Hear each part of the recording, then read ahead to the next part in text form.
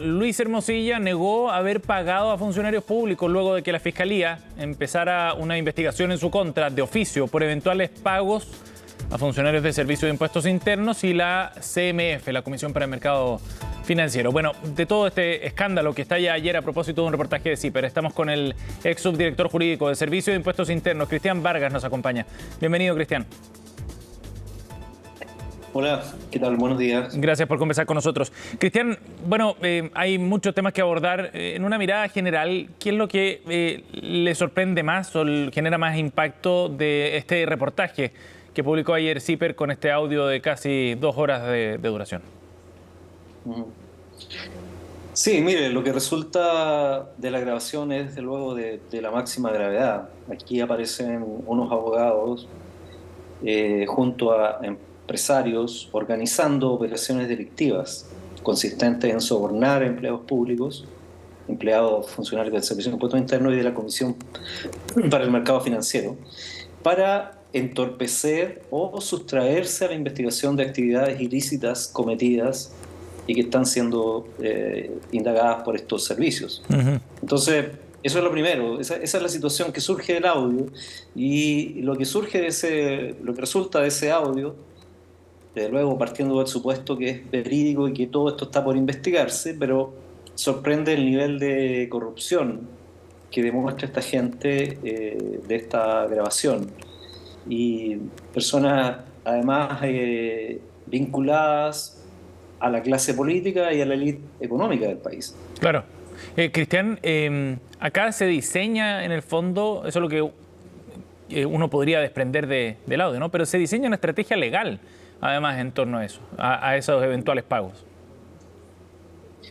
Sí, claro, efectivamente, o sea, se diseña, entre comillas, una estrategia legal, pero para precisamente simular o esconder la comisión de estos delitos, de cohecho y soborno.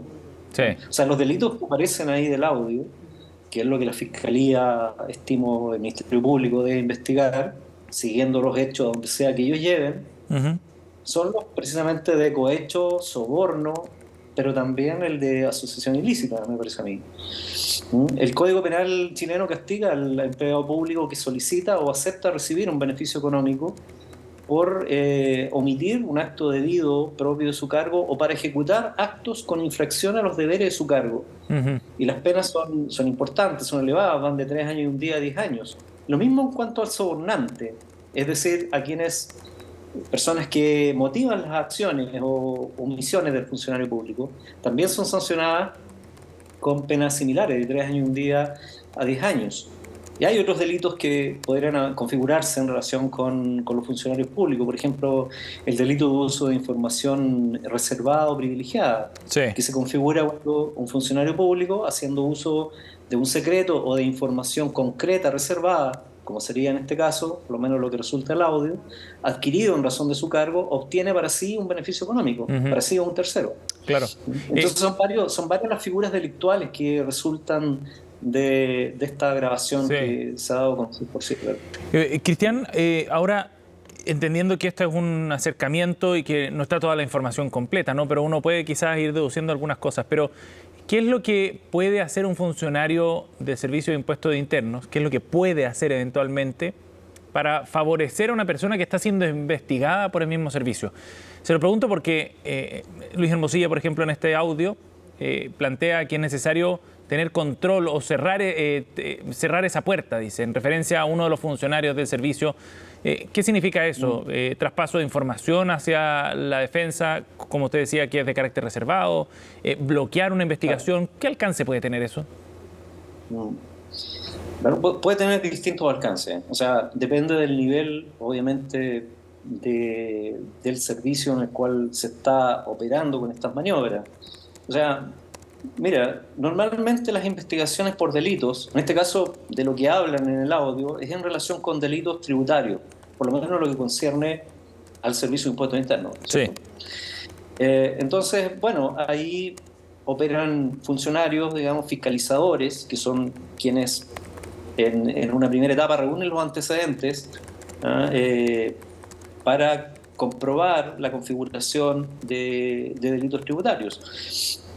Pero también el Departamento de Delitos Tributarios, que depende directamente del subdirector jurídico del Servicio de Impuestos Internos. Entonces, habrá que averiguar, en definitiva, a qué nivel estamos hablando, cuáles son los funcionarios que pudieran estar comprometidos en estas actividades ilícitas, de corrupción y otras, irregulares o ilegales, delictuales, a que alude el audio que conocemos.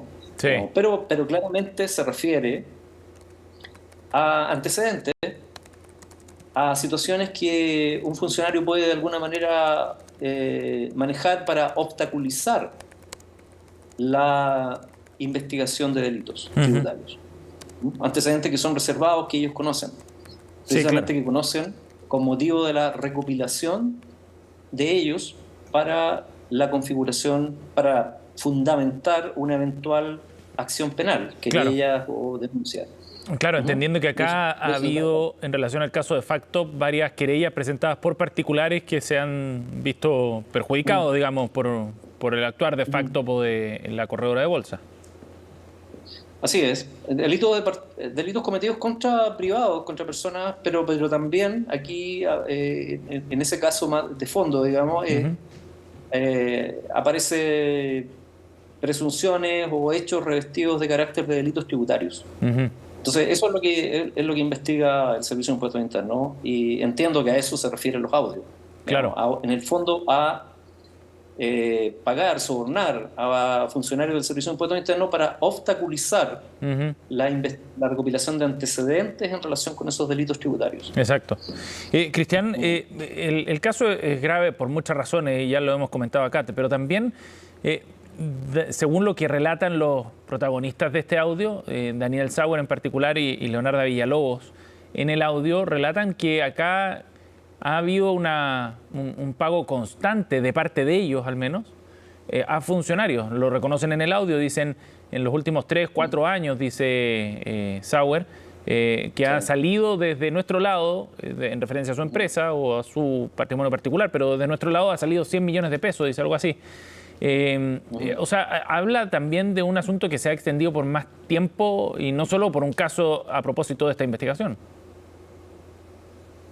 Sí, por supuesto. Yo creo que, mire, en los servicios públicos, en la administración del Estado, siempre está el riesgo de personas que puedan cometer este tipo de actos ilícitos, digamos, por dinero. Y por lo tanto, estos servicios tienen que tener una política muy activa de combate contra la corrupción y de prevención de estas situaciones ilícitas.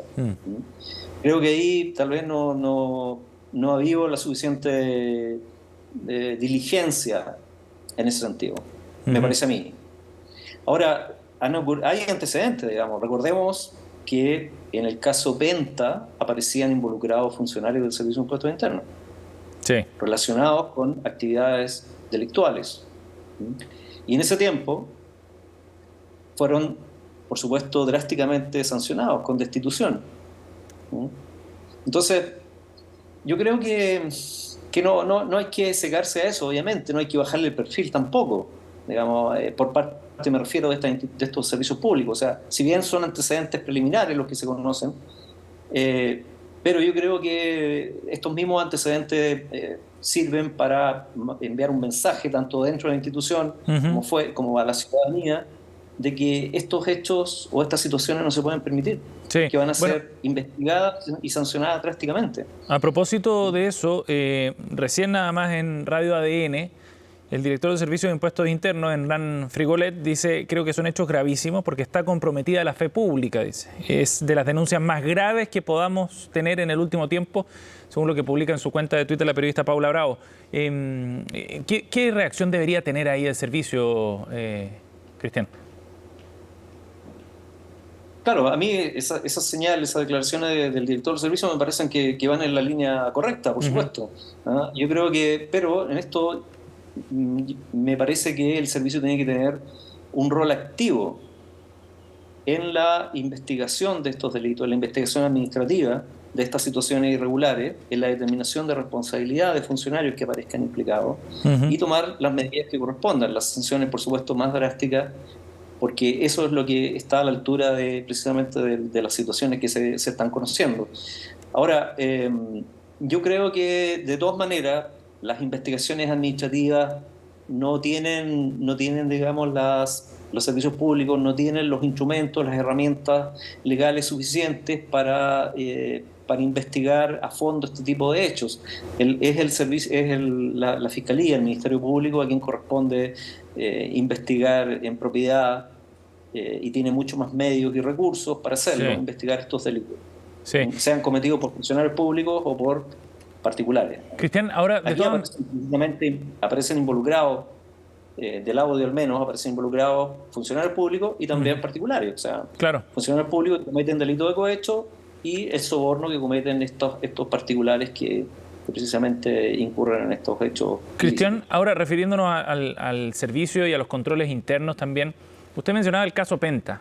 Ahí hubo funcionarios públicos involucrados que recibieron su sanción en debido momento, pero a la luz de este audio pareciera que no fue una sanción suficiente como para desincentivar a otros también dentro del mismo servicio, según lo que se desprende del audio, a la comisión de este tipo de delitos, ¿no?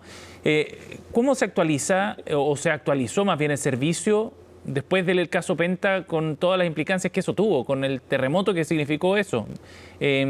¿O el servicio sigue igual hoy día en términos de protocolos, controles internos, etcétera?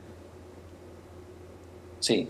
Bueno, mire, yo no estoy en el Servicio de Impuestos Internos del año 2015. Lo sé, pero con el conocimiento que tiene usted, Cristian. Claro, pero la visión que tengo es que precisamente no se tomaron, no se adoptaron las medidas suficientes para evitar la comisión de este tipo de hechos.